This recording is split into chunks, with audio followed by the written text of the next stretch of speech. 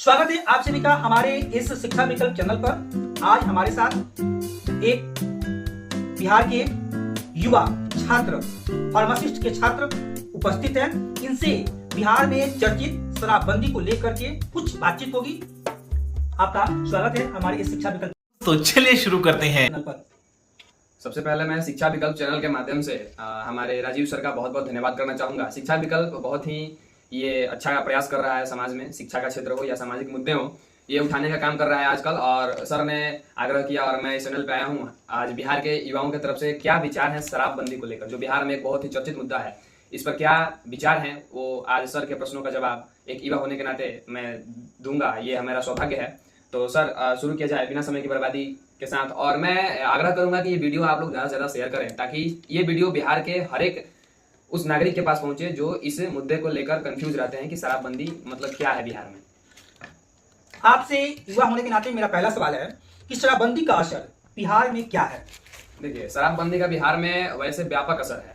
शराबबंदी के असर को हम दो मायनों में देख सकते हैं। पहला मायना कि हम उसको सकारात्मक रूप में देखें, शराबबंदी का क्या असर है।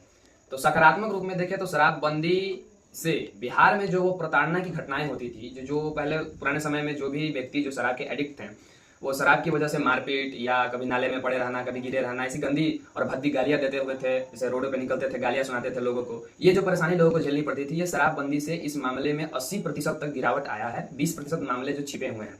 और एक नकारात्मक असर ये भी है कि शराबबंदी की वजह से शराब पर पूर्णतः अंकुश नहीं लगा, जिसकी वजह से जहरीली जो शराब है ये मार्केट में अभी भी मिल रही है। चोरी छिपे आपको किसी भी बाजार में कहीं भी नुक्कड़ पे आपको शराब मिल जाएगी और ये शराब जहरीली भी हो सकती है। आए दिन सिवान, छपरा, गोपालगंज, पटना में जहरीली शराब से मौत होते हैं। तो ये इसका नकारात्मक असर है, मैं अपनी नज़र में यही देखता हूँ। आपसे दूसरा सवाल, ये आपने सही उत्तर दिया कि अगर शराबबंदी बंद है, शराबबंदी जो है ना अगर लागू है तो बिहार में इसका असर सबसे अधिक महिलाओं पर देखा जा रहा है कि जो महिला प्रताड़ित हो रही थी आज वो नहीं हो रही है। आपसे दूसरा सवाल, शराबबंदी कहां तक सफल है? शराबबंदी की जो सफलता है ये समाज के ऊपर डिपेंड करती है। बिहार का जो भी समाज है वो भी अशिक्षित है, अभी अधिकतर समाज अशिक्षित है। ऐसे आंकड़ों में दिखाया गया शिक्षित है, लेकिन अधिकतर समाज अशिक्षित ही है। और दूसरी, प्रशासन की कमी, ये शराबबंदी को असफल बनाने में सबसे बड़ा कारक है। प्रशासन की कमी, निचले स्तर पर जो प्रशासन है वो निष्क्रिय रूप में काम कर रहा है, जिसके वजह से शराबबंदी 40% तक ही सफल है। 60% तक शराबबंदी बिहार में बेअसर है। इसका कोई मतलब नहीं है शराबबंदी का बिहार में। आपसे अगला क्वेश्चन कि शराबबंदी के दौरान अगर शराब बिक रहा है तो इसका दोषी आप किसे मानेंगे, जनता को या प्रशासन को या पीने वाले को? सर ये इसके तो कई जवाब हो सकते हैं, लेकिन मैं अपने स्तर से जवाब देना चाहूंगा कि शराबबंदी के दौरान अगर शराब मिल रहा है तो इसमें कहीं ना कहीं निचले स्तर के प्रशासन का सबसे बड़ा जिम्मेवारी है। निचले स्तर का जो प्रशासन है, यानी ब्लॉक लेवल पर, पंचायत लेवल पर जो भी प्रशासनिक अधिकारी बैठते हैं, जिनको जिम्मेवारी दी गई है, तो सबसे बड़े दोषी इनमें ये है। दूसरी दोषी इसमें जनता है।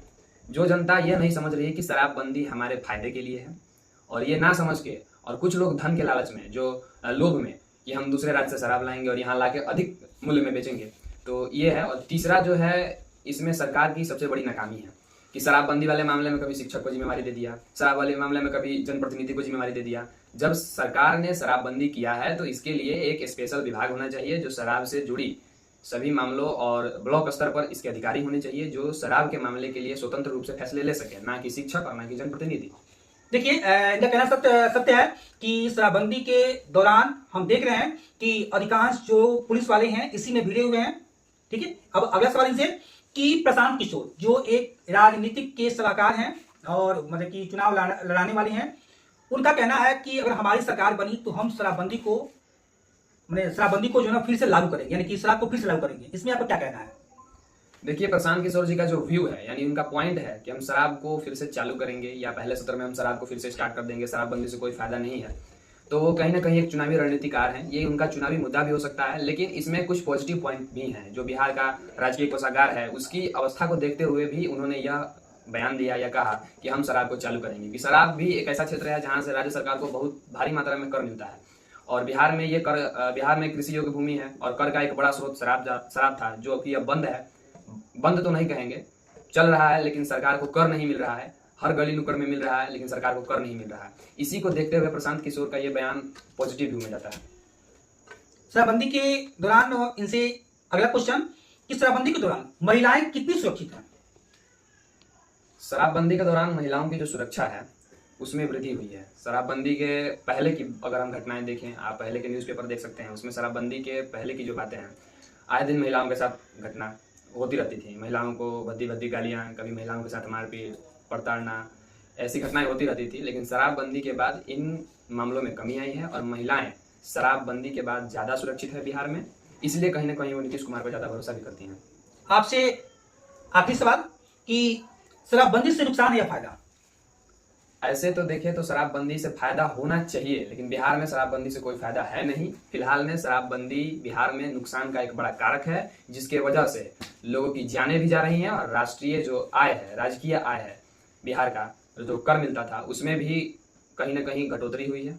तो इसलिए शराबबंदी को फिलहाल खत्म करना चाहिए और शराब को बिहार में लागू करना चाहिए। इससे कम से कम जो लोग आज जहर पी के मर रहे हैं, आए दिन आप सुन रहे होंगे, अभी फिलहाल का कांड है, सीवान में शराब से जाने चली गई, छपरा में पिछले वर्ष गई थी, और ऐसे ही कहीं ना कहीं बिहार के हर एक प्रांत में जाने जाती रही हैं। तो ये अगर शराबबंदी हट जाएगा, अच्छी क्वालिटी के शराब लोग यूज करेंगे, सेवन करेंगे, जो लोग एडिक्ट हैं उनके लिए, तो शराबबंदी का ये जो असर है वो थोड़ा ये हो जाएगा। और साथ में आप लोग अभी देखा होगा कि गोपालगंज में शराब से रिलेटेड प्रशासन की निष्क्रियता को देखकर वहाँ के एसपी ने वहाँ के 5 थानेदारों को निलंबित कर दिया।